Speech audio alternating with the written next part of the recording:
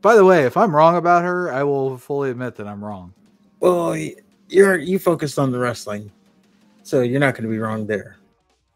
Moving on, we have Charlotte Flair versus Bayley, and Charlotte Flair beat Bayley, of course. And post-match, Bayley tries to get Damage Control to jump Charlotte. Asuka comes out to fucking help. Why not? And she had a new theme. I didn't hear it. Okay. It started out with like the goddess, and it sounded like a new theme to me. Asuka talks some shit in Japanese, and Bayley says, "Oh yeah? What's that? You want a triple threat match with you, Io, and Charlotte? It's ridiculous. For the title? You got it." And Io even said, "No, she did not say that." Like, that's not what she said at all. Yeah. I love Io's delivery because, you know, she doesn't speak English so well, so it's so like matter of fact and deadpan. Yeah. So yeah, no, she did not say that. So Charlotte is shoehorned back into the title picture, and Io's first run is probably a waste. Well, pop quiz, everybody listening, and put it in the comments.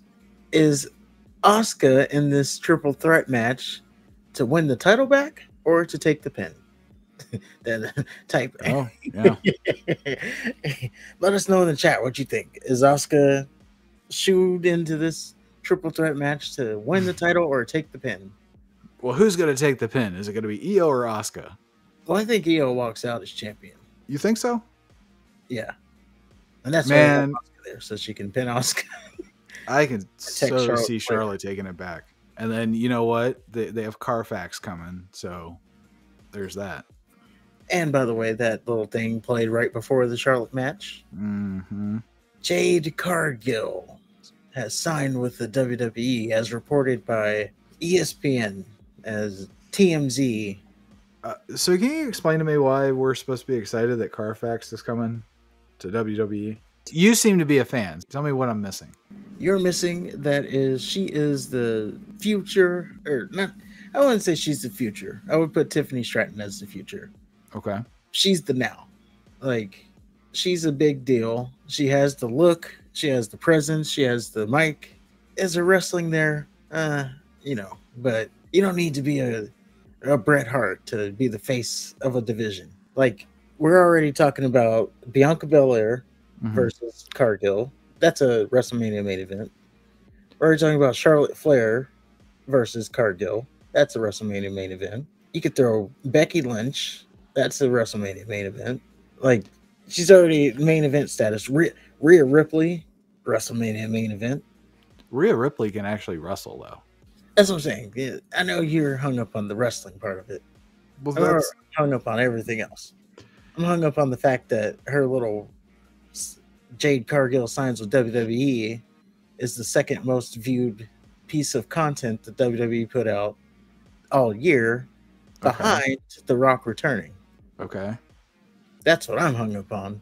I'm hung up on, you can put her on the posters, you can put her on the commercials, she's gonna go do movies. Yeah, but when you see her and she cuts a shitty promo or she has a shitty match, I mean, I don't see the purpose in getting excited for her to be on a billboard then.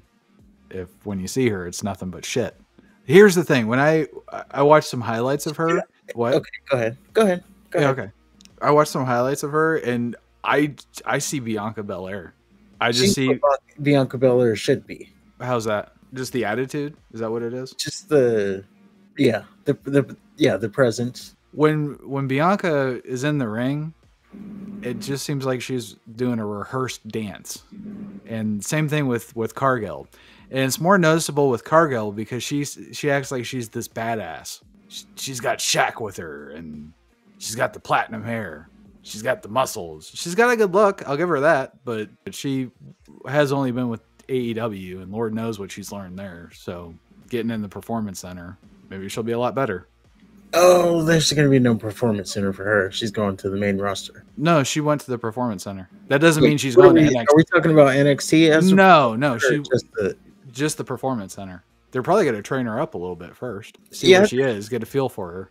But no, I doubt she's with NXT. Out for you already. Yeah, you keep her in the Performance Center. off TV. Don't put her on NXT. She doesn't need anything to do with NXT. No.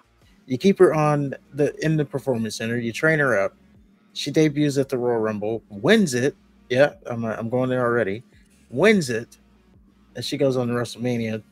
Who she faces there, that's here nor there. Maybe she's because she could face Rhea Ripley. She could face Charlotte Flair, who will have the title at that point. Sorry, EO. She's main eventing night one.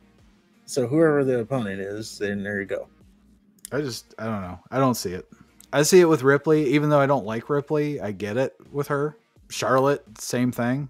Although they oversaturate the fuck out of Charlotte.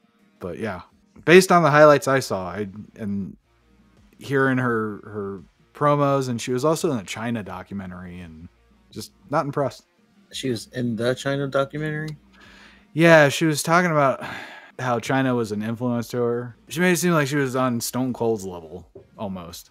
And it's like, no, she was a manager, and yeah, she won the Intercontinental title, but she had to share it with Chris Jericho. Well, you got to remember, for women, it's a different level for them. They don't.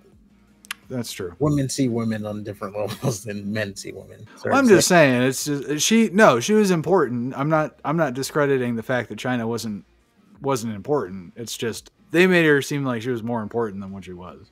That tells me that she didn't really understand what China was, but whatever. The ninth wonder of the world. So my thing is, because a lot of people talk about the wrestling aspect. Oh, she can't wrestle. Why is everybody excited for her? She can't wrestle. Well, it's not just the wrestling; it's the promos too. A guy, he kind of got over. It didn't have the best wrestling. His name was Hulk Hogan. He had good promos. Yeah, I don't think Jade Cargill's promos are that great. I mean, she hasn't like done a long promo. She more so it's backstage segments. She doesn't sound believable to me. Now, how much of that is because it's a female voice? Come on, it's not because it's a female voice. She's trying to portray herself as like a tough girl, but she was a basketball player. Well, we shall see where it goes. I'm on one side, you're on the other. I'm saying she's pretty much the money printer is going to be rolling nonstop. And by the way, the female voice doesn't help since we're going there. There you go. It's going to be that's what you're going to hear. That's money being counted from. They're going to have to put it in the machine because they ain't going to be able to count it by hand. That's fine. Suckers can pay their money to see that, but like I said, I'm not. I'm talking about merchandise sales. I'm saying, yeah, if you wanna put money into that, that's fine. To me, it's just I don't see. Want to bet her shirt when it hits WWE shop, her shirt sells out. I don't think she interferes with in Fastlane. No, I think that's way too soon. I think you gotta, like you said, keep her in the Performance Center. That's my prediction. She goes to the Performance Center. You keep her off TV and train her up. She debuts at the Royal Rumble, wins the Royal Rumble, and then she's headlining WrestleMania. Okay. By the way, if I'm wrong about her, I will fully admit that I'm wrong. Well, you focused on the wrestling, so you're not going to be wrong there. I focus on the whole thing, the wrestling, the promos, and like the whole thing. It's not going to wow you in any wrestling match. I don't care how long she stays in the Performance Center.